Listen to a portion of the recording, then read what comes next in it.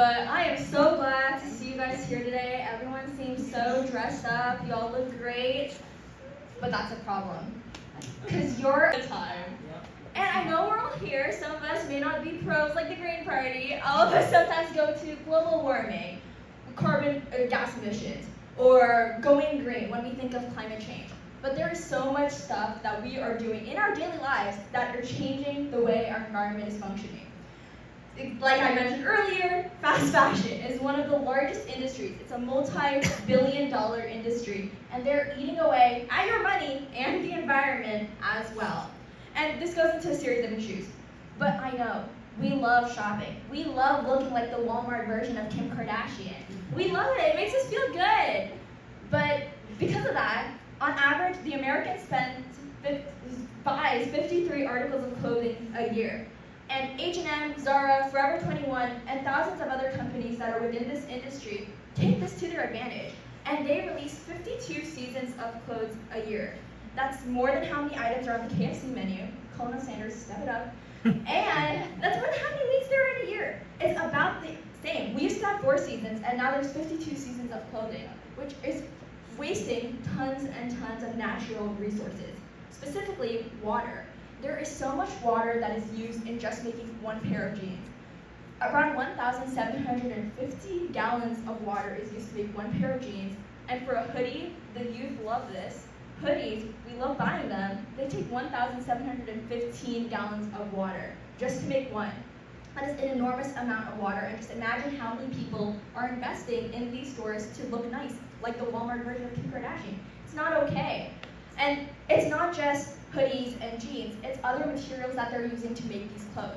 Polyester, polyurethane, viscose, and other synthetic fabrics use enormous amounts of oil and other toxic chemicals that you're putting on your body and they're using to manufacture. And aside from the horrible, laborious conditions that these companies often put their laborers in, they also waste enormous amounts of material that they're using. And you might be wondering, where does all this waste go? It goes into rivers and waters of typically third world countries. And specifically, the Zehra River in Indonesia is home to one of the largest wastewater areas, with Zehra being one of its manufacturers over there. And all the waste is going there and polluting the waters that we have. Now, even though we might be happy that, oh, it's not in America or it's not in California, at the end of the day, the stuff that's being released and the water that's being polluted all comes back down to us. And everyone is being affected from this enormous amount of waste. And you guys might be thinking, Zehra, don't worry. I donate all of my clothes. I'm the Mother Teresa of fast fashion. Newsflash, you aren't. Because the places you donate to, whether that's Goodwill or Salvation Army, a lot of these clothes often end up in landfills. In fact, 87% of the clothes that you are donating to these places all go in landfills. And you might not be seeing mountains of trash in California or here, but in other countries, America uses them and dumps all of our waste from clothing and the fast fashion industry all over there. And there are just mountains and piles of clothes that are being burnt over there, releasing more carbon, lowering the ozone layer, and then ruining our environment. And then at the end of the day, we're all the ones panicking. But you know who else panicked? H&M and Zehra. They were freaking out when the climate justice movement started coming into action around 2014, which is why they rushed to change their annual reports. Now, I know what you're thinking. You did the same thing when your mom comes into the driveway and she told you 1,000 things to do when she was out, and you run down and turn on the dishwasher, whatever else she asks you. I do that. I know we're all guilty of it. But they did the exact same thing. They went down to the annual reports and started to make changes with what their sustainability policies were. So if you read their annual reports, the first 3 pages will tell you, oh yeah, we're super sustainable, we recycle everything. And then you read a little bit more, and you go to like the 15th page, and you see that, oh, actually we only recycle some things at certain stores. And then you finish the annual report, and you realize they're only recycling the tags on those clothes. Nothing else is being recycled. Everything else is being gone to waste. They're tricking you guys. We're all being fooled. And they do it. It's the same experience reading the Constitution, you know? It starts with we the people, and you think, oh yeah, we're all in this together. And you end it, and you realize it's only rights for people named George and Ben. And you're like, oh, everyone else is screwed. It's the same thing happening. And I don't want you guys to be like, oh, now I can't shop anymore, because then I'm going to feel guilty.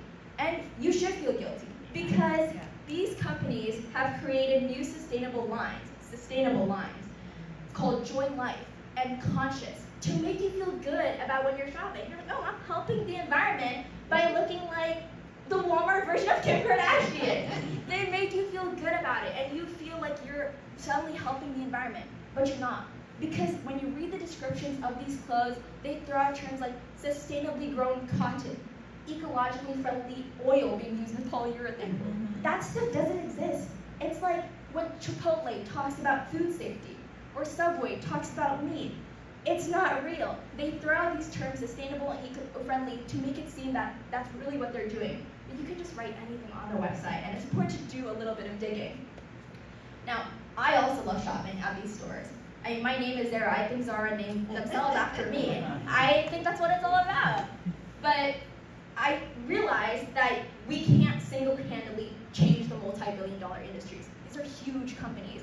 And I'm not asking you to either. I'm just asking you to look like the Walmart version of Kim Kardashian for longer periods of time. Wear those clothes for a longer period of time.